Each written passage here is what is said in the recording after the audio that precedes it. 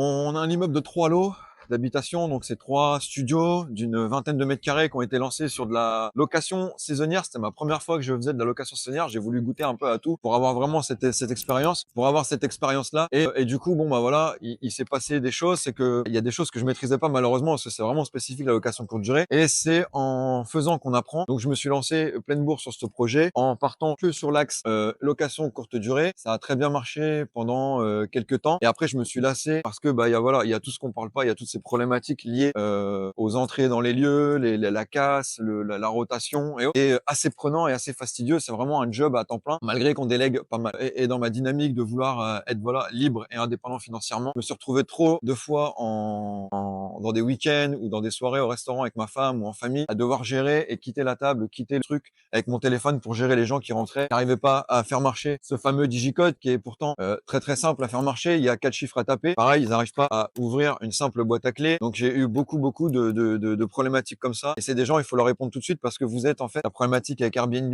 et Booking ou la location courte durée en tout genre, c'est que vous avez toujours peur de vous prendre un mauvais avis ou du moins quand vous lancez votre activité, les mauvais avis sont très pénalisants pour votre lancement. Donc du coup, on est aux petits oignons pour tout le monde et on en fait un peu trop et du coup, on est un peu au service des gens trop rapidement. Donc voilà, donc moi c'est quelque chose que j'ai souhaité arrêter, c'est personnel et depuis que j'ai récupéré, on va dire cet immeuble, enfin depuis que j'ai cet immeuble et que je l'ai remis en location courte durée, voilà, j'ai récupéré mes soirées tranquilles et j'ai récupéré tout ça. Je gagne moins d'argent, mais aujourd'hui voilà, avec l'évolution, avec tout ça, bon, je suis plus à 200 et quelques euros près par mois et aussi ce qui se passe sur ce type de deal, c'est qu'au final, bon bah voilà, j'ai un bel emplacement, j'ai acheté un bel immeuble, j'ai 3 beaux appartements, on a une place qui a été fraîchement rénovée, qui est plutôt sympa comme vous pouvez le voir et au final ça se loue très très bien. C'est des logements de qualité, c'est juste qu'on a une rentabilité qui est un petit peu moins intéressante, mais au final voilà, il y a quand même du cash flow qui génère à peu près 400 euros de cash flow sur une enveloppe globale ici de 250 000 euros.